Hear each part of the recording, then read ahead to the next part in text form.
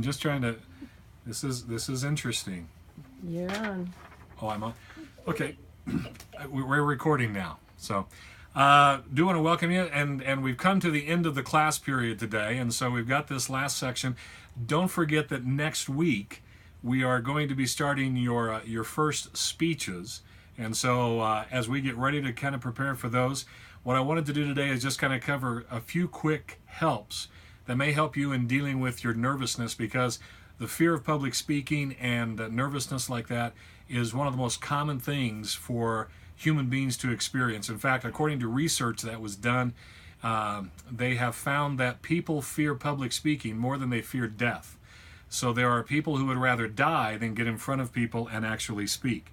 So we want to try to make sure that that's not how you are going to feel whenever you get up next week to do your speeches. So with that in mind, I just kind of want to run through some things that I think might help you in relationship to your public speaking. So as you prepare your speeches, let me encourage you to do these things. The first thing I want to encourage you to do, and this will be on the PowerPoint you'll be able to download, is prepare. We want you to be able to prepare. And I'm trying to show this so you can see it on the video. Purpose. And so know what... Oh, I have the wrong slide for you there. Is prepare.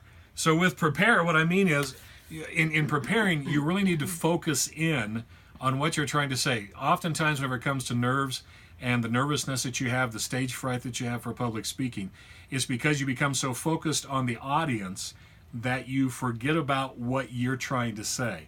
And so it's important in your preparations that you work on what you're going to say and you focus in on that. The audience in your preparation, it doesn't even have to play into it at this point in time, but do your research. Know more than what you want to say.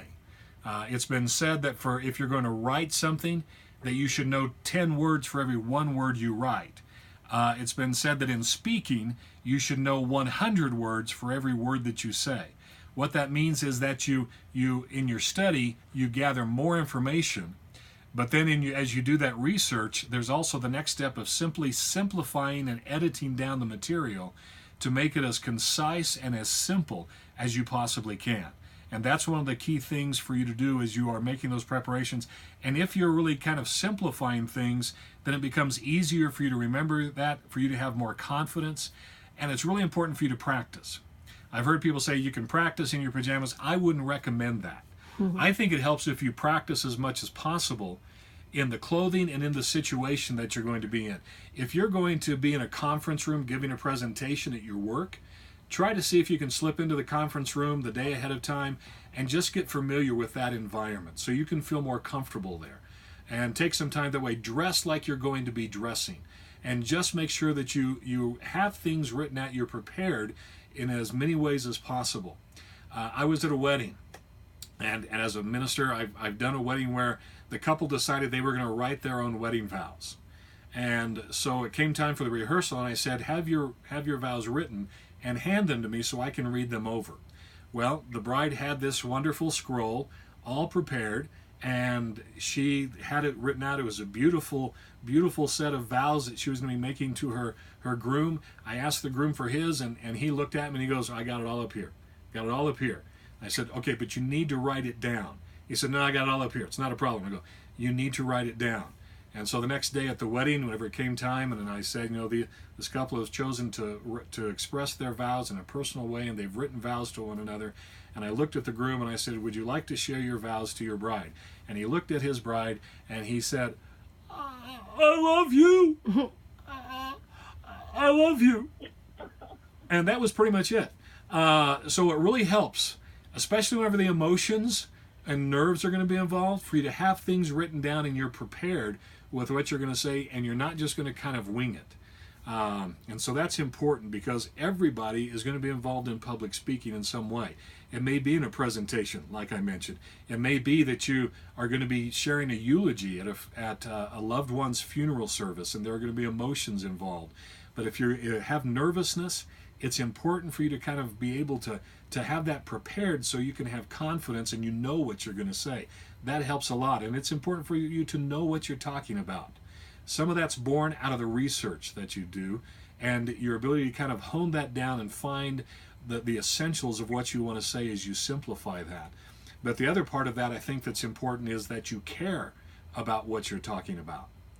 And that's why we've given you the opportunity in your speeches next week, whenever you're going to be a chance to kind of talk to the class, we've given you the opportunity to choose what you want to speak about, because we want it to be something that you have a passion for, something you care about, something you know about. But even whenever a speech topic is going to be assigned, you need to be able to find that part that you care about. You can tell if someone really cares about what they're talking about. It comes through. It comes through with the nonverbal language. If you recall, we had a guest speaker, Carolyn, who talked about that just the other day, and about the importance of nonverbal communication. And it's important that you're able to kind of communicate a care and a concern, and that you really know what you're talking about. Secondly, you need to know who you're speaking to. There's a big difference between speaking to a group of preschool kids and a group of high school students, or there should be. Mm-hmm. And the language you use, if you're speaking to a master's class of graduate students, the language you use in that class is going to differ from what you might use with undergraduates or high school students or adults who haven't really looked into that area.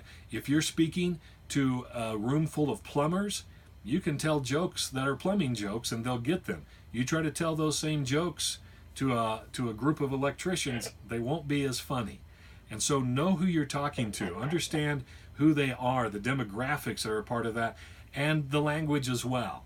I was talking with someone just today, and they were telling me about how someone was offended because someone used the term fanny in reference to the lower area of the human body. And about how that person was offended because they were English, and in England that term is really on the cusp of completely inappropriate to be said in public. And so whenever someone talked about a fanny pack, that has different meanings to different people. So that's important that you're aware of the language and the people you're talking to in that regard. Also, eye contact is really important because it allows you to be able to, as you have that eye contact, don't just stare at someone, because eye contact that is just big staring is like a deer in the headlights, and it will cause you to freeze. So look around, but eye contact is really very important because it allows you to read your audience, to see if they're engaged, if they're listening, if you need to try to grab their attention. And that's important whenever you're talking to a group of people. Do you have their attention? Are they listening to what you say? And do you need to possibly use something to pull them back in? So that helps as well, to know who you're talking to. Fourthly, know yourself. Everybody gets nervous. Everybody does. In fact, if you don't get nervous whenever you're talking to people in front of a large group, that may be dangerous, because you may not be as attentive to what you're saying, and you could end up saying something really bad. Nervousness is beneficial in a lot of ways. You can use that, but know yourself and know how you respond whenever you get nervous. Do your hands get sweaty? Do they get cold? Does your face or body, parts of it, flush whenever you get that way? Do you begin to talk fast? I mean, what are the ways that you respond to nervousness? And then try to make sure you're aware of it, but use your nervous energy, because that can add something to what you're saying as well. Use the hand motions and things, and sometimes that can help. But one of the things as well is that whenever you're using that nervous energy, take some time to breathe and relax. It can help you if you're nervous. Stretch. Maybe just do some deep knee bends before you get up. You twist your back, take some deep breaths. Even there are some people that whenever they begin to talk in front of people, they begin to talk very fast, and it's not even something they realize, because the nerves are causing them to talk even faster. And often they begin to talk so fast that you can hardly understand what they're saying, and that becomes very, very difficult and very detrimental to what you're trying to say. But if you take a breath, it can help you, because it slows you down. And so be aware of the fact that you need to take a breath. And sometimes that may seem like, well, of course I'm going to breathe, but think about that breath and allow it to kind of be a deep breath to help you slow down, to help you relax, and take some of those steps. Even if you can, before you speak, kind of walk around a little bit and just use your body a little bit. That can be helpful. But one of the things as well is you're slowing down, and as you're going through this, think about what it's going to look like when you're done. the tendency is to think negatively. But don't think negatively. Think about, what is this going to look like whenever I have completed this assignment and I am successful and it's gone well. And so we want to encourage you to just kind of be thinking, how can you make this work well, but also prepare. Know your material, know who you're talking to, know yourself, and take some time to relax and breathe and enjoy the opportunity to tell some people about something that's important to you. Again, next week we'll be doing our classwork. Are there any questions that you have for me? If I'm not in a place, if I don't have the ability to practice, should I just like make a makeshift environment, in my home or something like that, or practice in the mirror? I know I've heard people say that, which can be distracting for me. So I'll laugh at myself, like, is that how I look? But I think that can be helpful, and I think mirrors can help because then you can kind of see how you're presenting yourself. I mean, there are different postures, and part of that's nonverbal. If you're kind of hunched down behind a podium, you don't look very confident. Whereas if you take you stand with your feet apart and you have a sense of energy, then it comes across with more confidence. And one of the great things that you can do now is you can even video yourself with your computer to practice some of that. You won't be able to get the whole body, but you'll be able to kind of see how you're doing some things, and you can see if you're kind of connecting that way. And the difficulty thing whenever you're doing it with a computer is that if you're making eye contact with people, you're not looking at them on the computer if you had a video conference. Or if you're filming with a camera or with a phone, then you can't make eye contact and still look at everybody. So you kind of keep looking around to some degree.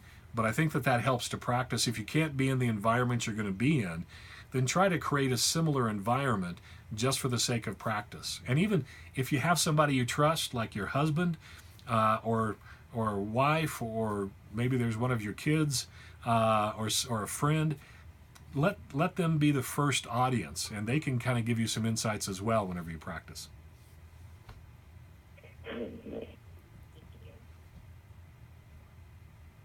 Any other questions? I have a question about what should I do with my hands when I'm giving a speech? I never quite know what to do with them. Well, it's for me. I don't know if it's because I have some Italian in me. I use my hands and I don't even think about it. But I think it can be very pointed in how you use your hands, and so practice the hand movements. I think whenever you're talking, if you put your hands in your pocket, and I've seen more people do this lately, I think that almost makes a statement that it's less important. It's more casual. Whereas I think if you can have your hands, you can have them on the podium if there's a podium in front of you. But I think being able to point, if you're using PowerPoints, then point to the PowerPoint, maybe point something out. But just try to make it that it's comfortable to you, that it's not something awkward. But at the same time, using your body and your hands to help focus in and really get concise to what you're trying to say. Great, thank you. No problems. I see a hand in the back. Oh, I'm sorry. You were stretching. My bad. Any other questions?